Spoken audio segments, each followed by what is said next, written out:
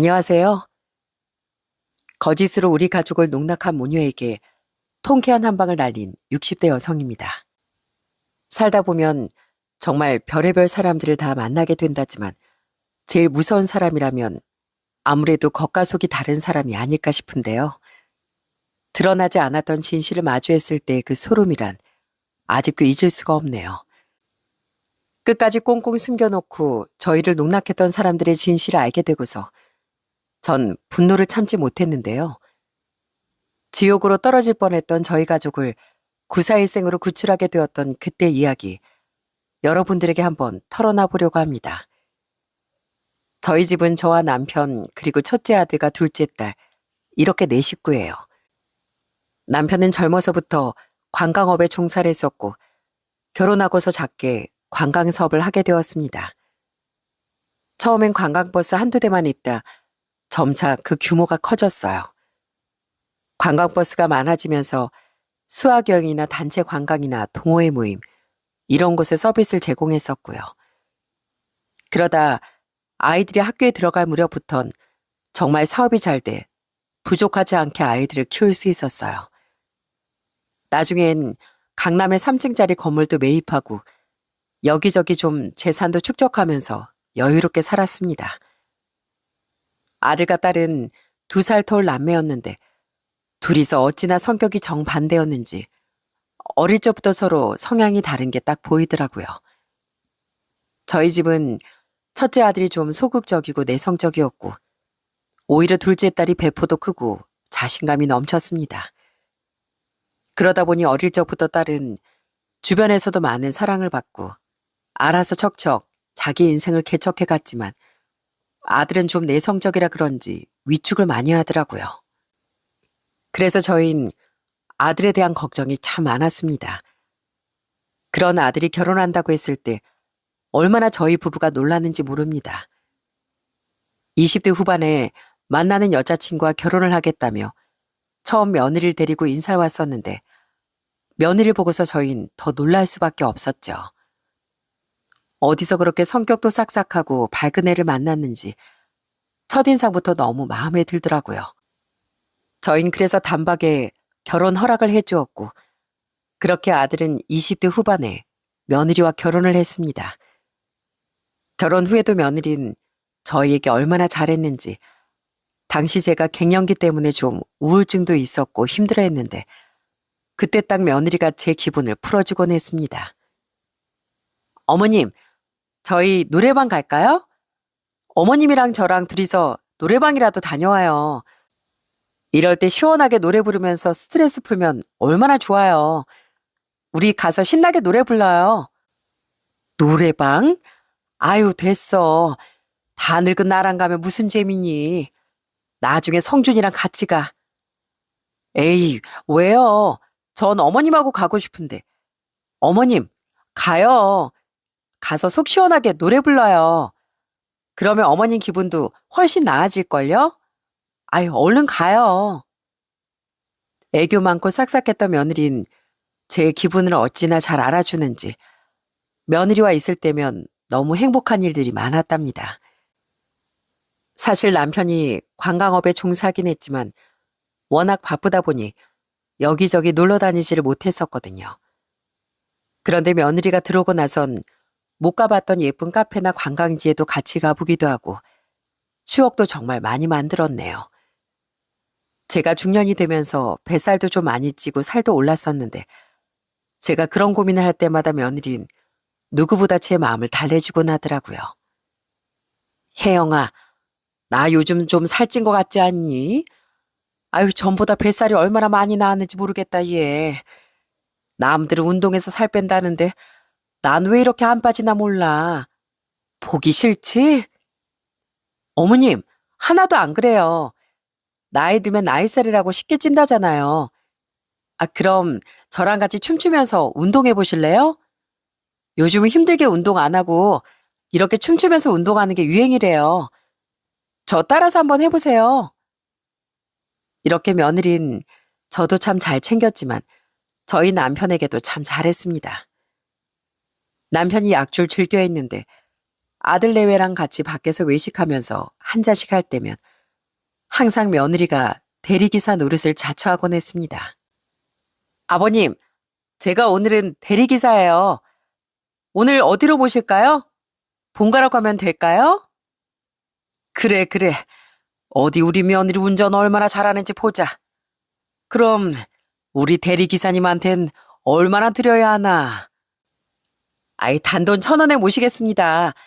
단골이시니까 제가 아주 싸게 해드리는 거예요. 아이고, 1,000원에 되겠어?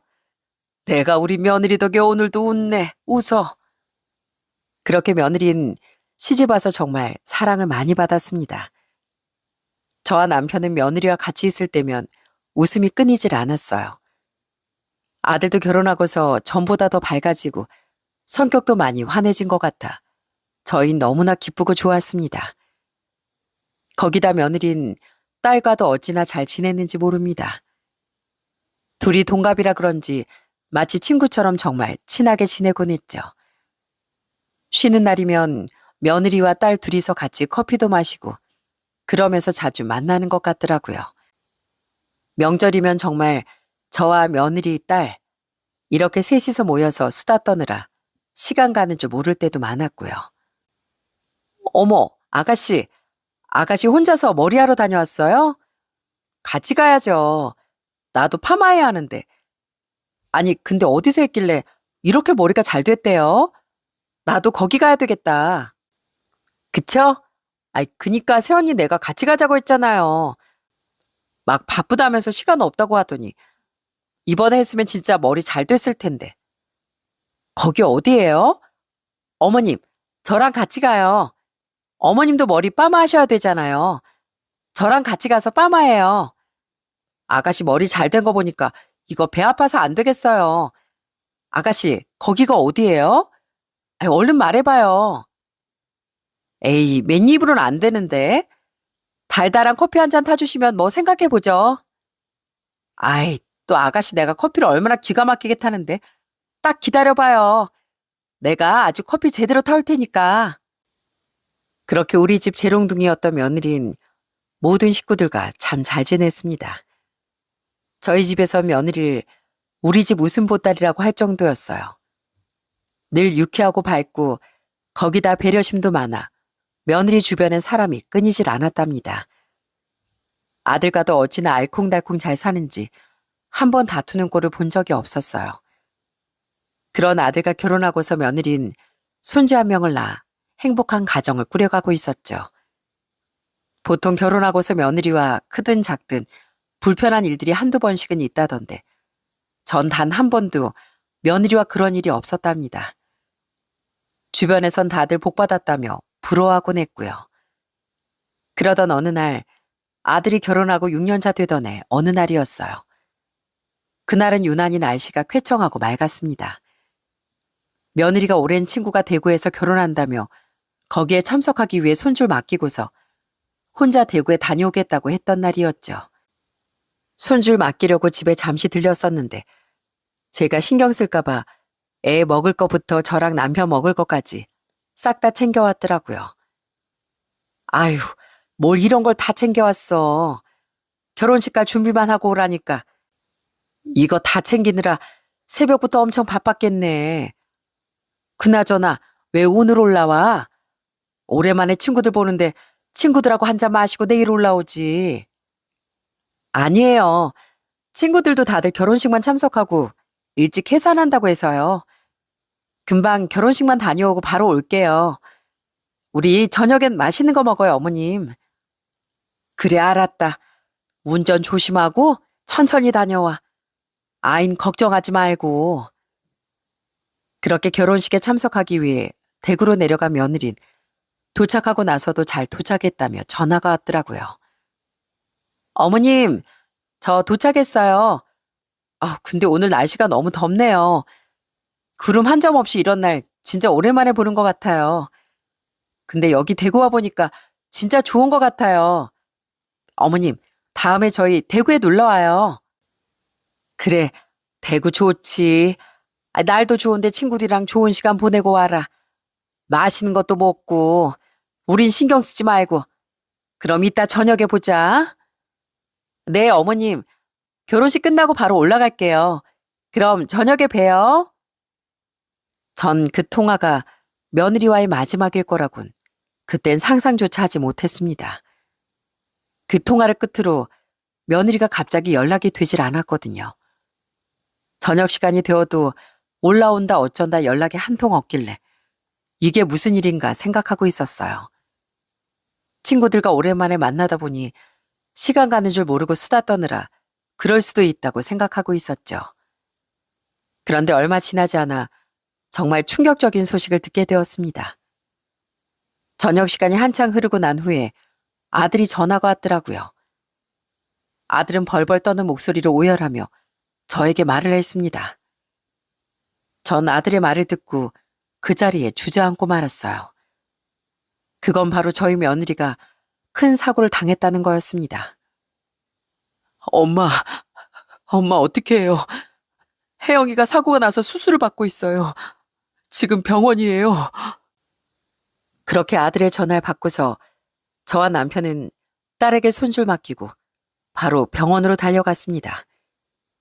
병원에 가봤더니 이미 며느린 수술을 받고 있던 상황이었고 아들은 사고 소식에 놀라 경황 없이 바로 병원에 갔다가 며느리가 수술실로 들어가자마자 저희에게 전화를 한 거였어요. 사고가 심각했는지 이미 병원에 도착했을 때부터 상황이 좋지 않았다고 들었습니다. 그래도 다행히 수술을 받을 수 있었어요. 오랜 수술 끝에 며느린 중환자실로 들어가게 되었죠. 그런데 이미 장기 손상이 심해서 그런지 수술을 받고 난 이후에도 며느린 한동안 깨어나질 못하더라고요. 혼수 상태에 빠진 며느리를 보면서 아들은 매일같이 오열하고 힘들어했습니다. 엄마, 나 진짜 혜영이 없으면 못 살아요. 저 진짜 못 살아요, 엄마. 성준아, 그런 얘기 하지 마. 혜영이 꼭 눈 뜰 거야. 금방 이겨내고 눈 떠서 괜찮다고 얘기할 거니까 걱정하지 마. 엄만 우리 혜영이 믿어. 우리 며느리 그렇게 약한 애 아니잖니. 엄마, 나도 아는데 너무 불안해요. 이러다가 못 깨어나면 어쩌나. 너무 불안해요, 엄마. 매일같이 초조한 얼굴로 중환자실 문 앞을 서성이는 아들을 볼 때마다 저와 남편은 마음이 정말 무너지는 듯 했습니다. 딸도 매일같이 병원을 찾아왔고 저흰 혹시라도 병원을 비운 사이 며느리가 눈을 떠서 찾으면 어쩌나 싶어 늘 서로 돌아가며 병원을 지키기도 했어요. 그렇게 애타는 마음으로 며느리가 눈뜨기만을 기다린 지 40여일이 지났지만 며느린 단 한 번도 눈을 뜨지 못했습니다. 하늘에 있는 모든 신께 기도를 하면서 제발 우리 며느리만 살려달라고 어찌나 빌고 또 빌었는지 몰라요. 그렇지만 그때 하늘은 저희 편이 아니었나 봅니다. 며느린 혼수 상태에 빠진 지 정확히 47일 만에 결국 완전히 저희의 곁을 떠나고 말았거든요. 그렇게 허망하게 며느리를 보내고서 저희는 얼마나 오열하고 슬퍼했는지 모릅니다. 특히나 집안의 장렬 잃은 안사돈께선 장례식장에서 울다 지쳐 여러 번 쓰러지시기도 했어요. 그런 안사돈 곁을 지키며 저 또한 수차례 오열을 했고요. 사돈 제발 힘내세요. 우리 며느리 좋은 곳 갔을 겁니다. 그러니 우리 마지막은 예쁘게 잘 보내줘야죠. 사돈 힘내세요. 아휴, 사돈, 우리의 불쌍해서 어쩐답니까? 자식 남편 남겨두고 어떻게 눈을 감겠어요? 그렇게 저흰 서로 부둥켜 안고 울며 장례식을 치렀습니다. 눈을 감으면 며느리의 밝은 목소리가 귀에 메아리처럼 들리는 듯 했어요. 당장이라도 문을 열고서 어머님하고 웃으며 들어올 것만 같더라고요. 저도 이렇게 힘겹고 슬펐는데 아들은 오죽했겠습니까? 한순간에 사랑하는 아내를 잃은 아들은 너무나도 힘들어하고 괴로워하더라고요. 오히려 장례식을 치를 때가 더 담담했다고 생각이 들 정도로 아들은 시간이 지나면 지날수록 슬픔 속에서 헤어나오질 못했어요. 며느리가 떠난 이후로 아들은 거의 몇 년간을 폐인처럼 지냈고 말 그대로 영혼 없이 직장과 집만 오가곤 했습니다. 그래서 저와 남편과 딸은 손줄 대신 돌볼 수밖에 없었죠. 사돈댁에서도 이 때문에 걱정이 참 많았습니다. 사위가 딸을 못 잊고 몇 년을 힘들어하니 그 모습을 보면서 누구보다 더 슬퍼하셨어요. 한 번은 저희가 다 같이 며느리 납골당에 간 적이 있었는데 마침 그곳에 사돈 네 분께서도 오셨더라고요. 거기서 안사돈께서 얼마나 울며 저희 아들에게 말을 했는지 그 자리에 있던 모든 사람들이 다 오열을 했었네요. 자네 이제 여기 오지 말게. 떠나네 자꾸 이렇게 찾아서 뭐해. 이젠 자네 인생 살아. 자네 인생. 아직 그 젊은 나이에 떠나네 다리 붙잡고 있으면 뭐 할 거야. 그러니 이제 오지 마. 자네가 우리 딸 놓아야 우리 딸이 편하게 갈 수 있어. 딱 오늘까지만 보고 더는 우리 만나지 않았으면 좋겠네. 장모님, 전 그렇게 못합니다. 어떻게 그렇게 해요? 저한텐 혜영이밖에 없는데 제가 어떻게 잊고 사냐고요. 전 못해요. 왜 자꾸 안 보시겠다고 하세요? 장모님까지 이러시면 저 더 힘듭니다. 자네가 이러면 우리 딸 못 떠나네. 사부인, 제발 사부인이 아들 좀 설득해 주세요. 더는 이렇게 우리 딸 찾지 않게 좀 해주세요, 사부인. 안사돈이 그렇게 울며 불며 얘기를 할 때 제 마음도 정말 찢어지는 듯 아팠습니다. 누가 사위에게 자신의 딸을 잊고 살라고 하고 싶겠습니까? 정말 생사를 찢는 심정으로 사위를 위해 그렇게 말을 했겠다 생각하니 저도 너무나 마음이 아프더라고요. 그때 며느리 나이가 고작 32이었고 아들의 나이가 34밖에 되지 않았으니 사돈댁에서도 냉정하게 얘기를 할 수밖에 없었겠죠. 그래도 시간이 약이라는 말이 정말 맞는 얘기더라고요. 처음 몇 년을 그렇게 힘들어하던 아들도 점점 일상을 되찾기 시작했거든요. 아무래도 손주가 있으니 아들도 정신을 차릴 수밖에 없었어요. 아들은 원래 살던 집을 정리하고 손주와 같이 저희 집으로 들어와 살게 되었고 그렇게 저희 집엔 아들과 딸, 손주까지 다 같이 모여 살게 되었습니다. 그 뒤로 정말 얼마나 열심히 생활을 했는지 몰라요. 특히나 저희 부부는 손주에게 더 애정을 쏟았습니다. 처음 학교에 입학했을 때도 가족들이 전부 몰려가 입학을 축하해주기도 하고 방학이면 아이를 데리고서 여기저기 여행도 참 많이 다녔어요. 엄마의 부재가 손주에게 느껴지지 않도록 정성을 다해 손주를 키웠답니다. 그러다 보니 참 시간이라는 게 빨리 흐르더라고요. 며느리가 떠난 지 8년이 지나면서 저흰 며느리의 부재가 익숙해지기 시작했습니다. 손주는 그때 12살이 지났고 혼자 스스로도 할 수 있는 일들이 점점 늘어났어요. 그러다 어느 날은 TV를 보다가 손주가 뜬금없는 말을 하더라고요. 아빠도 여자친구 있어요? 뭐? 여자친구? 아휴, 아빠가 무슨 여자친구야. 왜요? 아빠는 혼자잖아요. 난 할머니랑 할아버지 있으면 되니까 아빠도 빨리 이제 여자친구 만드세요. TV에도 나오잖아요. 저도 이제 5학년이에요. 알 거 다 안다고요. 아빠 여자친구 있어도 괜찮아요. 참 요즘 애들은 얼마나 빠른지 새삼 느끼게 되더라고요. 여러분들도 아마 TV 보시다 보면 아시겠지만 재혼하는 커플들이 나오는 프로그램도 요즘 많이 나오지 않습니까? 아마 그런 게 많다 보니 우리 손주가 보고서 자기 아빠한테도 얘기를 하더라고요.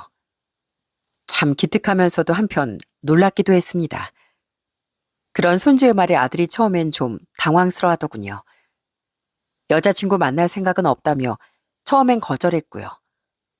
사실 저희 입장에선 좀 걱정이 많았어요. 아무래도 아들이 일찍 사별하다 보니 나이가 젊기도 했고 앞으로 살아갈 날들이 많은데 좋은 짝을 만나면 좋지 않을까 생각도 했었습니다. 그런데 아들이 재혼에 대한 생각은 별로 없는 것 같더라고요.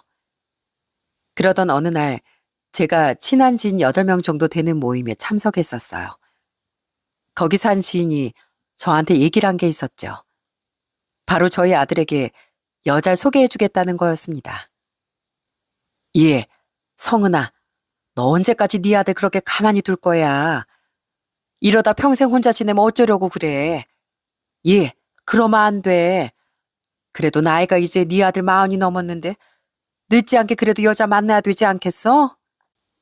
아휴, 우리 아들이 싫다는데 어떡하니? 억지로 만나라고 할 수도 없고 말이야. 본인이 싫다는데. 그래도 그냥 한 번이라도 만나보라고 하면 되지. 내가 주변에 아주 괜찮은 여자가 있는데 걔 한번 내가 소개해 줄게. 걘 결혼했었는데 이혼했거든. 애는 없고.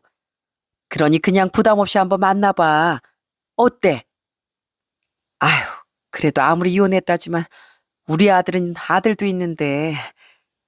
예, 너네 집 정도면 재력이 있지, 돈도 많고 건물도 있지. 거기다 네 아들 좋은 직장 다니지. 뭐가 걱정이야. 어떻게 한번 만나볼래? 아니, 만나봐. 그냥 자리만 마련하고 밥이라도 한 끼 먹어보라고 해. 뭐 당장 연애하라 그러는 것도 아니고 밥만 먹자 그래. 그렇게 적극적인 지인의 추천으로 전 슬쩍 아들에게 얘기를 꺼내게 됐습니다. 사실 아들이 처음에 거절할 거라고 생각했어요. 그런데 웬일로 아들이 한번 만나보겠다고 얘기를 하는 거 아니겠습니까? 엄마, 저 나갈게요. 엄마랑 아버지도 걱정도 많고 그런데 제가 거절까지 하면 안 될 것 같아요. 이번에 자리 마련해 주세요. 저 나갈게요. 정말? 너 정말이지? 그래, 알았다, 성준아. 그래도 한 번은 얼굴도 보고 밥도 먹으면서 얘기도 나눠보는 게 좋지. 그래, 잘 생각했다. 그 후로 아들은 정말 소개 자리에 나가더라고요. 전 며느리가 떠난 지 8년이 훌쩍 지났는데 그동안 이런 자리에 한 번도 나간 적이 없었으니 저와 남편은 너무 긴장이 되더군요. 그래서 아들이 집에 오자마자 물었습니다. 예, 어떠니? 괜찮어? 그래, 어때 보여? 말을 해봐, 어? 뭐, 아직은 잘 모르죠. 뭐야, 마음에 안 드는 거야? 모르겠어요. 한 몇 번 더 만나봐야 될 것 같아요. 별 말도 하지 않는 아들을 보면서 저희 속으로 잘 안 됐나 보다 생각했었어요. 그런데 시간이 지날수록 조용했던 아들이 좀 활기가 도는 듯 보이더라고요. 점점 밝아지면서 웃을 때도 많아지고 손주하고도 장난도 잘 치면서 뭔가 기분이 좋아 보였어요. 그래서 아들한테 물었습니다. 아들, 너 요즘 뭐 좋은 일 있어? 왜 이렇게 웃고 다녀? 그게 사실 엄마, 저 엄마가 소개해준 그 여자랑 지금 잘 만나고 있어요. 뭐, 뭐라고? 아휴, 뭐야. 왜 진작에 얘기를 안 했어? 잘 안 되는 줄 알아서 말도 안 꺼냈더니만. 만나다 보니까 사람이 참 예의 바르고 착하더라고요. 거기다가 밝고 그런 모습 보면서 마음에 들었어요. 그 소식을 듣고서 저와 남편 그리고 딸과 손주 모두 너무나 좋아했습니다. 늘 어딘가 모르게 슬퍼 보였던 아들의 표정이 누구보다 밝게 변한 모습을 보면서 정말 기쁘더라고요. 그렇게 아들은 10개월 동안 연애를 하게 되었고 행복하게 잘 만남을 이어가는 듯 보였습니다. 그리고 그 후 정말 놀라운 얘기를 꺼냈어요. 전 아들의 입에서 나온 말을 듣고 진짜 두 눈이 휘둥그레졌습니다. 바로 저희 아들이 결혼을 하겠다고 했거든요. 뭐, 결혼? 성준아, 너 정말 결혼하겠다는 거니? 네, 여자친구도 빨리 가정 꾸리고 싶다고 하고 우리 아들도 같이 본인이 잘 챙겨주고 싶다고 해서요. 저도 수영이랑 다시 좋은 가정 꾸리고 싶은 생각이 들어서 엄마, 아버지 허락해 주실 거죠? 어머, 당연하지. 우리 성준이가 좋다는 친구인데 당연히 우린 허락하지. 사실 아들의 이런 얘기가 저희 입장에선 얼마나 반갑고 좋았는지 모릅니다. 우울해 보였던 아들도 여자친구를 만나고서 정말 밝아지고 행복해했거든요.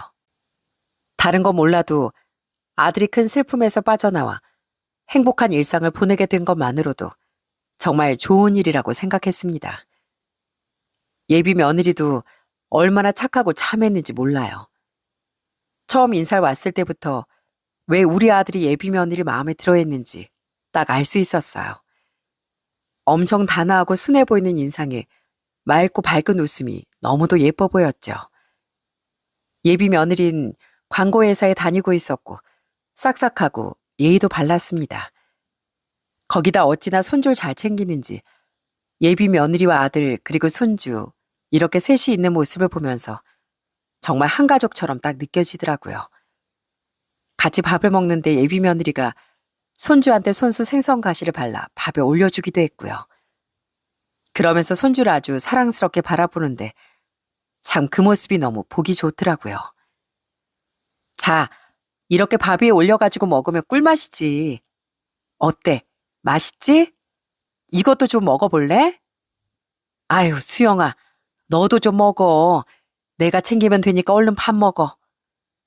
아니에요. 이제 제가 챙겨야죠. 어머님도 식사하세요. 앞으로는 제가 잘 챙길게요. 들어보니 아들은 종종 데이트를 하면서 예비 며느리에게 손주를 보여준 적이 많다고 하더라고요. 그러면서 두 사람이 서로 잘 지내고 거기다 예비 며느리가 친자식처럼 살뜰히 챙기는 걸 보고서 결혼을 결심하게 되었다고 합니다. 저 역시 예비 며느리를 보며 정말 사랑으로 손주까지 감싸는구나 느껴져 참 좋았어요. 예비 며느리에게 고마운 마음도 들었고요. 그렇게 저희 아들은 결혼 준비를 하게 되었답니다. 예비 사돈댁에서도 어찌나 저희 아들을 예뻐하셨는지 모릅니다. 결혼 허락도 수월하게 받게 되었고 그렇게 저흰 빠르게 상견례까지 치르게 되었어요. 아무래도 양가 모두 재혼이다 보니 허례허식 없이 그냥 깔끔하게 결혼식만 간단히 치르기로 그렇게 결정하게 되었죠. 솔직히 예비 며느리도 결혼을 했었다지만 그래도 저희 아들하고는 상황이 다르지 않습니까? 아무리 그래도 저희 아들은 자식이 있으니 전 좀 고맙고 미안한 마음도 들더라고요. 그래서 두 사람이 결혼할 때 뭐라도 좀 해주고 싶다는 생각이 들었습니다. 착하고 고마운 예비 며느리에게 좀 좋은 선물을 주고 싶었어요. 그래서 그날은 딸과 같이 백화점에 가서 예비 며느리한테 줄 좋은 목걸이 하나를 사야 되겠다고 생각했죠. 그렇게 백화점 여기저기를 돌아다니고 있었는데 한참을 돌아다니다 보니 배가 좀 출출하더라고요. 얘 은하야, 좀 출출하지 않니? 우리 뭐라도 좀 먹을까? 그래 엄마, 배고프다. 우리 푸드코트에서 뭐라도 좀 먹고 다시 고르자. 그렇게 전 딸과 함께 간단하게 밥이라도 먹으려고 이동을 하게 되었어요.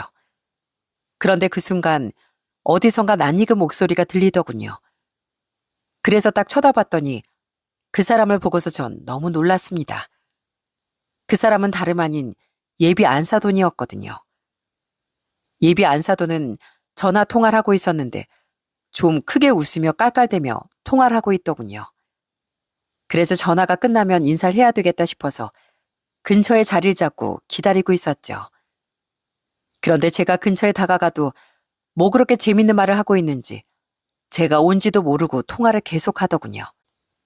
그때 예비 안사돈께서 먹고 있던 음식도 뭔지 전 다 기억이 납니다. 바로 돈가스를 먹고 있었는데 그 돈가스를 앞에다 두고 누군가 깔깔 웃으며 통화라니 저 역시 그 통화 내용에 집중하게 되더라고요.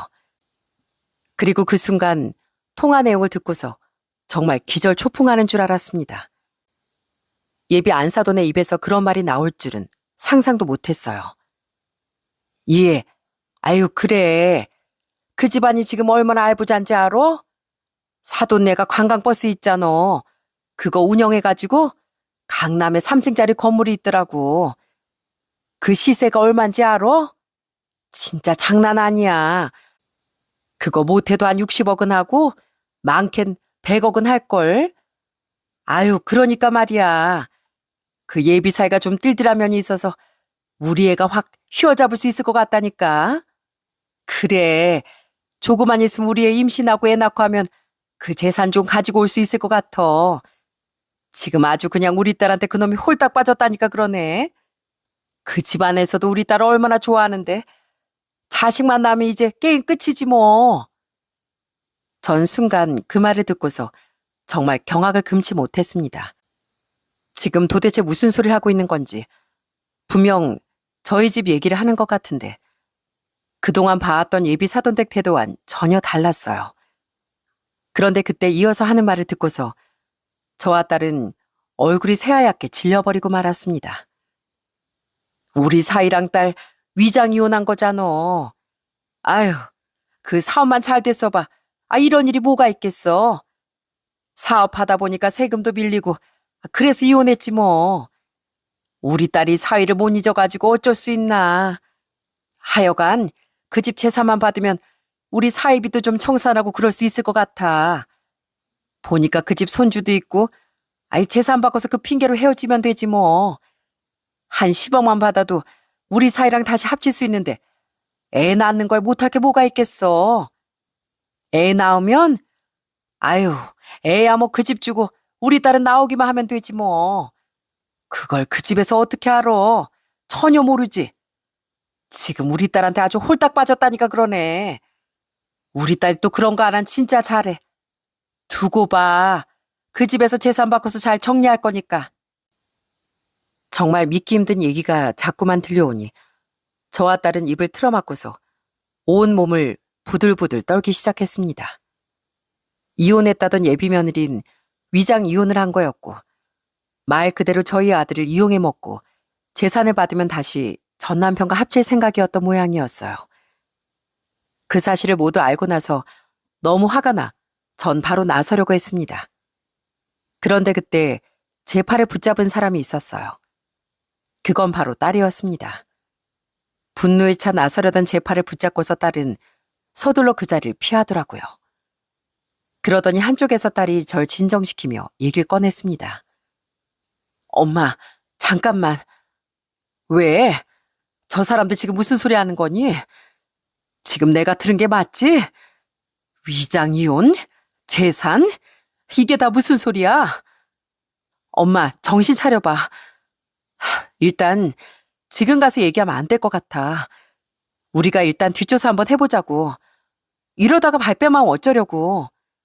나도 똑똑히 듣긴 했는데 저 정도 꾸밀 사람들이면 우리가 지금 가서 따져봤자 발뺌할 것 같아. 일단 우리가 뒷조사해서 증거 좀 찾아보자고. 딸은 너무나도 현명하게 대처를 했습니다. 얼마나 온몸이 떨리고 분노를 했는지 그 길로 집으로 돌아가는 내내 도저히 운전도 하지 못할 것 같아 차를 놔두고 택시를 타고 집에 돌아갔네요. 착한 예비 며느리에게 목걸이도 선물해주고 예비 사돈댁에도 예단이라도 좀 보내려고 했더니 진짜 어찌 이런 일이 있을 수가 있는지 말문이 턱 막혔습니다. 딸은 여기저기 알아보더니 심부름 센터에서 사람을 고용해 뒷조사를 하기 시작했어요. 그래도 정말 설마 하는 마음이 있었습니다. 그런데 조사를 하고 나서 진짜 경악을 금치 못할 사실들을 알고 나니 도저히 참을 수가 없더라고요. 정말로 예비 며느린 위장 이혼을 한 상태였습니다. 진짜 그때 예비 안사돈이 했던 말처럼 위장 이혼을 하고서 전 사위의 빚을 갚고 나중에 재결합을 하고자 저희 집 재산을 노리고 있던 거였죠. 어쩐지 결혼도 하기 전부터 손주를 그렇게 살뜰하게 챙기고 저희 집에도 잘하더니 그게 다 이유가 있던 거였습니다. 심부름센터에서 보내주는 사진이며 자료들을 보는데 손발이 달달 떨리면서 분노를 참을 수가 없었어요. 결국 저와 딸은 작심을 하고서 심부름센터에서 보내준 주소를 향했습니다. 가는 내내 저희 두 사람은 아무런 말도 하지 못했어요. 머릿속이 너무나 혼란스러웠거든요. 이걸 어떻게 해야 할지 그 주소에 도착을 하고 나서도 결정이 내려지지 않더라고요. 그리고 그 주소를 받아 도착 후에 그 집 초인종을 눌렀습니다. 그랬더니 바로 안에서 누군가의 목소리가 들리더군요. 익숙한 여자의 목소리였죠. 바로 예비 며느리였습니다. 예비 사돈댁에서 같이 산다고 했던 예비 며느린 그게 아니라 전 남편과 위장 이혼 후 다시 몰래 살림을 차리고 오피스텔에서 지내고 있더라고요. 둘이서 같이 들어가는 사진을 받아보고선 저흰 바로 거길 찾아간 거였어요. 초인종을 누르니 누구냐고 묻는 말에 저흰 아무 대답도 하지 않고 초인종을 계속 눌렀습니다. 그랬더니 예비 며느리가 아주 짜증을 내며 문을 확 열더라고요. 아, 뭐야? 뭔데요? 뭔데 왜 남의 집 초인종을 눌러요? 누구세요? 누구시냐고요? 그러면서 현관문이 딱 열리자 딸이 그 문을 턱 잡더니 활짝 열어버렸어요. 그리고 그 모습을 보고서 예비 며느리가 엄청 당황스러워하며 놀라더라고요. 어머님, 아가씨, 여긴 어떻게... 너 지금 여기가 어디야? 여기서 뭐 하는 거야? 아니, 그게요. 아는 오빠 사는 집인데, 볼 일이 좀 있어가지고. 그리고 그때 낯선 목소리 하나가 들려왔어요. 뭐야? 누구야? 여보, 누구 왔어? 그건 바로 예비 며느리의 전 남편이었죠. 상일 탈의한 채로 현관으로 뚜벅뚜벅 걸어오는 예비 며느리의 전 남편을 보면서 예비 며느리는 더더욱 당황하며 해명을 하기 시작하더군요. 어머님, 그게 말이에요. 그게요. 전 남편이 맞는데 전 남편? 니들 위장 이혼한 거잖아. 내가 다 알고 왔어. 아니, 어머니, 그게 아니라요. 그게 이혼은 맞는데요. 이혼했는데 제가 뭐 받을 돈이 좀 있어서 그래서. 저와 딸은 예비 며느리가 당황해하는 표정을 보고서 더더욱 분노에 찼습니다. 예비 며느리의 전 남편은 그제서야 상황 판단이 됐는지 서둘러 옷을 입더니 급하게 밖으로 나가버리더군요. 정말 기가 차고 어이가 없더라고요. 저흰 그대로 그 집안까지 들어가 봤습니다. 그랬더니 더 기가 막힌 게 뭔지 아세요? 그 집안엔 두 사람이 찍은 웨딩 사진이며 며느리 옷까지며 빨래한 속옷까지 널려 있었고 며느리 화장품까지 그냥 부부의 집이더라고요. 예비 며느리의 옷차림도 잠깐 들른 사람이 아니라 그냥 거기에 사는 사람처럼 아주 단촐하고 가벼웠고요. 그 꼴을 저희가 뻔히 봤음에도 예비 며느리가 절대 아니라고 계속 어처구니 없는 해명을 하고 앉아있으니 딸이 결국 폭발을 하고 말았어요. 야, 너 지금 뭐 하자는 거야? 지금까지 우리를 속이고 오빠를 속였어? 그게 아니라 아가씨. 그게 아니라요. 아가씨 같은 소리 하고 있네. 내가 왜 네 아가씨야?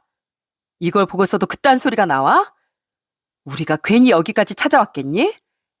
네가 혹언날 여기 사는 거 다 찍혔어. 뭐 헤어져? 이혼을 해? 장난하니 지금? 이혼한 부부가 어디서 팔짱 끼고 장을 보러 나가? 이걸 보고서도 넌 그런 소리 할 수 있어? 네가 감히 우리 오빠한테 불쌍한 우리 오빠랑 조카를 농락해? 이게 진짜? 딸은 예비 며느리 향해 그동안 모아온 증거 자료들을 싹 다 던져버렸고 예비 며느리는 그걸 보고선 무척이나 당황해했습니다. 절대 아니라던 예비 며느리는 그 증거들을 보고서야 입을 꾹 다물더라고요. 그리고 딸은 예비 며느리의 머리채를 휘어잡고 막 흔들어버렸고요. 딸이 평소에 운동도 좋아하는데 거기에 분노까지 하니까 예비 며느리는 꼼짝없이 당하게 되더라고요. 이것 좀 놓으세요. 나요. 아파요. 아프다고요. 감히 우릴 속일 생각을 해? 네가 뭔데 우리 속여? 니까짓 게 뭔데 우리 속이냐고. 위장 이혼도 모자라 살림까지 다 차리고 살고 있으면서 뭐? 우리 오빠랑 결혼을 하겠다고? 내가 너 아주 가만 안 둬. 아주 아작을 낼 거야. 이것 좀 놓으세요. 다 설명할게요. 다 설명할 테니까 제발 좀 놓으세요. 무슨 설명을 해? 다 알고 왔어 우린.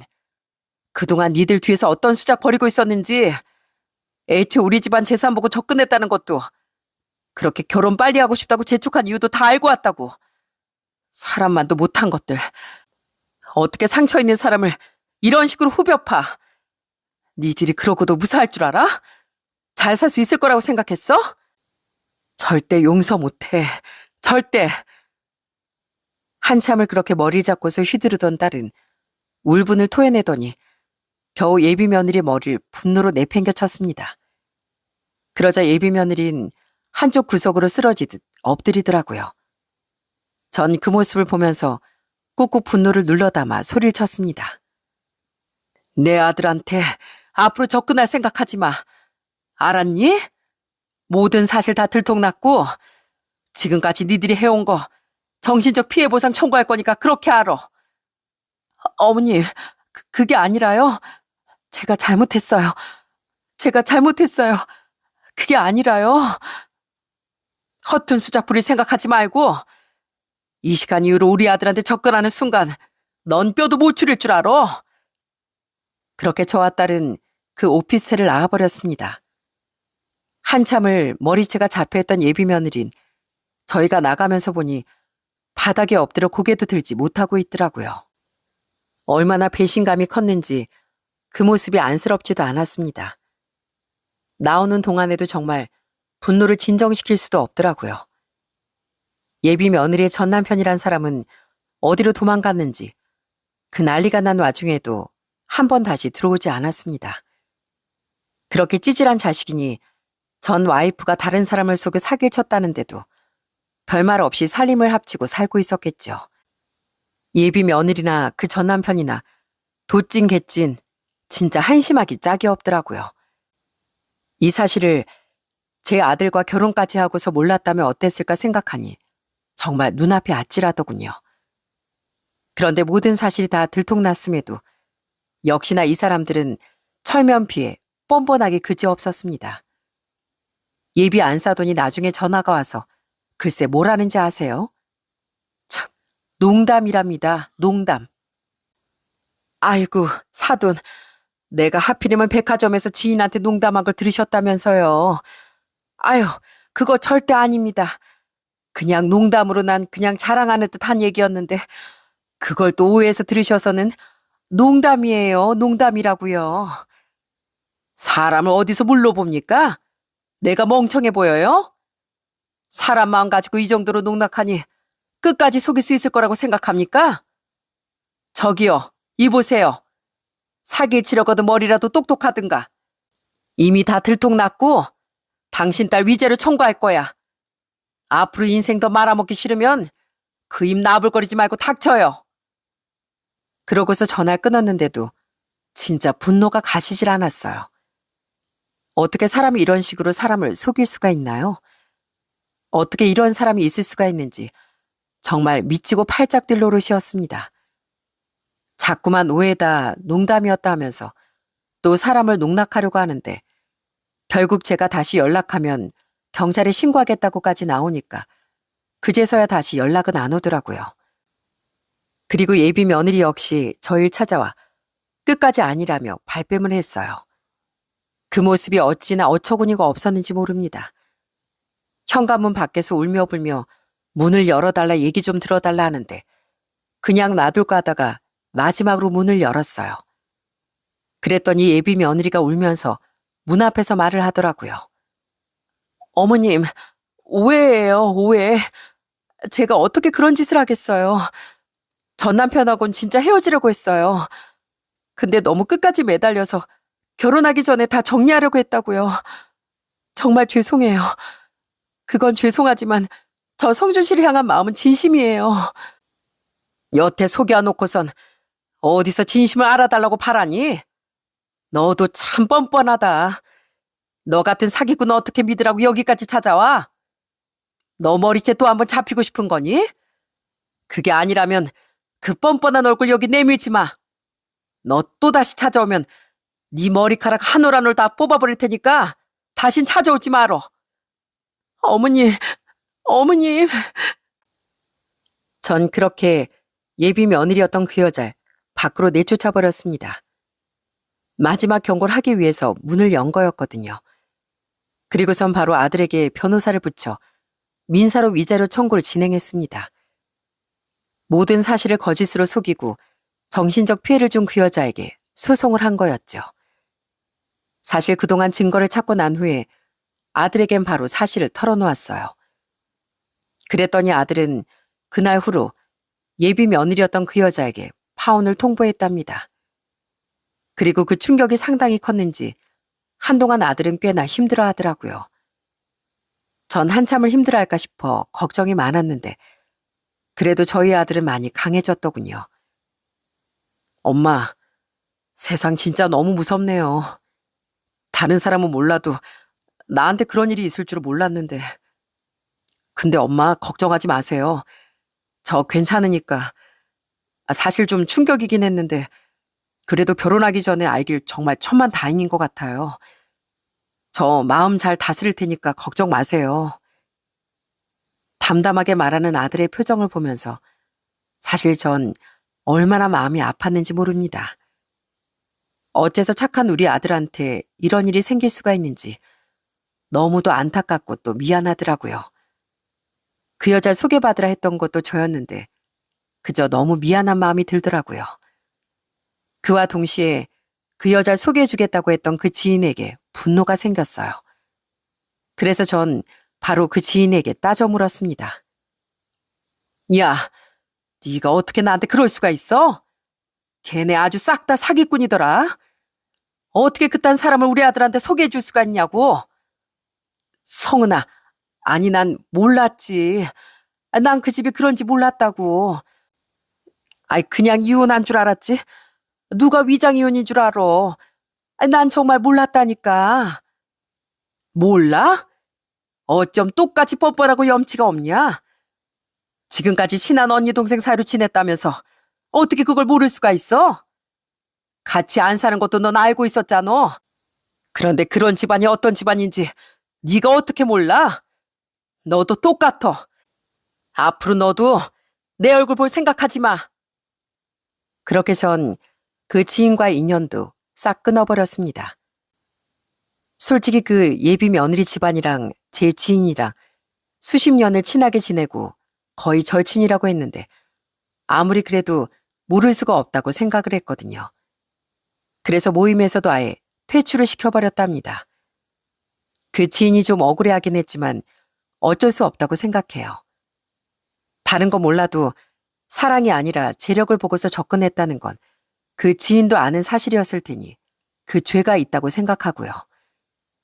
그렇게 전 연결된 모든 사람들에게 응징을 했습니다. 예비 며느리였던 그 여잔 1,500만 원의 위자료를 토해내게 되었죠.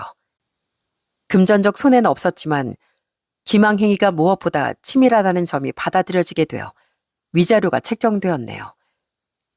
이번 일로 제발 그 집안 사람들이 남을 속이는 게 얼마나 피해를 주는 일인지 제대로 알고 정신 차리길 바랄 뿐입니다.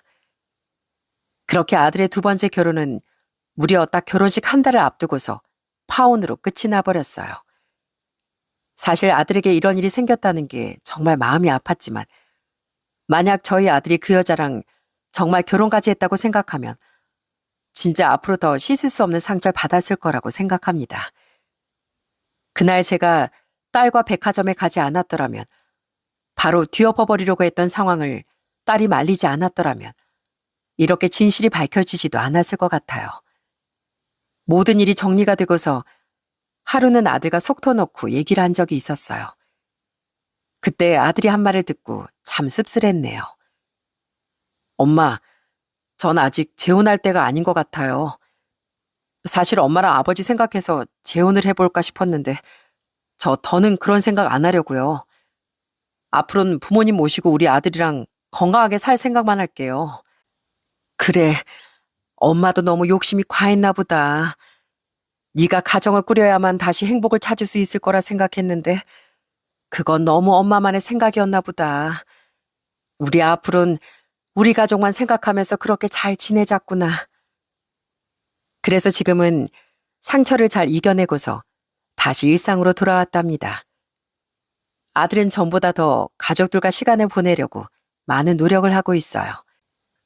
아무래도 자신이 직장이랑 집만 오가며 취미생활이나 이런 걸 하지 않으니 저와 남편이 더 걱정하는 것 같다고 생각한 모양입니다. 요즘은 손주랑 같이 퇴근하고서 농구도 하러 나가기도 하고 남편과 주말엔 낚시를 하러 가기도 하며 시간도 자주 보내고 대화도 많이 나누고 있네요. 손주한텐 사실 진실을 얘기하진 않았습니다. 그저 저희 아들이랑 좋게 헤어지게 됐다고 얘기를 했죠. 이젠 저희 손주도 어느 정도 커서 어른들이 헤어지는 거에 대해 그래도 잘 받아들이는 것 같습니다. 이번 일로 딸도 가족의 소중함을 더 절실하게 느꼈나 봅니다. 정말 충격적이고 큰 사건이었지만 가족끼리 이렇게 서로 뭉쳐서 위기를 극복하려고 하니 금방 또 일상으로 돌아갈 수 있었습니다. 이제 남편도 은퇴를 했고 실은 아들이 결혼하면 한적한 동네로 이사를 가 노후를 즐기려고 했는데 아무래도 안 될 것 같네요. 평생 우리 손주랑 아들 그리고 딸과 여기서 아웅다웅 알콩달콩 그렇게 살아야 할 것 같습니다. 몇 번의 큰 위기를 겪고 나니 저희 가족들은 전보다 더 똘똘 뭉쳐 단단해졌어요. 앞으로는 어떤 위기가 찾아오더라도 서로를 믿고 의지하면서 다시 잘 극복할 수 있을 거라 믿습니다. 요즘 이렇게 다른 사람을 속이는 사람들이 많다고 하는데 전 분명 그런 사람들은 꼭 하늘에서 벌을 내려줄 거라 생각해요. 당장은 벌을 안 받더라도 언젠간 크게 혼쭐이 날 거라 생각하고요. 그러니 혹시라도 남을 기망하고 속이려고 하는 사람이 있다면 지금 그 생각 당장 버리시길 바랍니다. 그리고 다른 사람에게 속아 혹여 상처를 받은 분이 계시다면 언젠간 여러분들에게 그 상처를 다 치유받을 만한 복이 돌아올 거라고 생각합니다. 저희의 이야기가 그런 분들께 좀 위안이 되었으면 좋겠다는 생각에 이렇게 딸의 도움을 받아 사연을 써봤네요. 저희도 잘 극복하고 이렇게 잘 지내는 것처럼 여러분들도 다시 행복을 찾고 잘 지내실 수 있습니다. 그러니 모두들 힘내시길 바랄게요. 긴 이야기 들어주셔서 정말 감사합니다.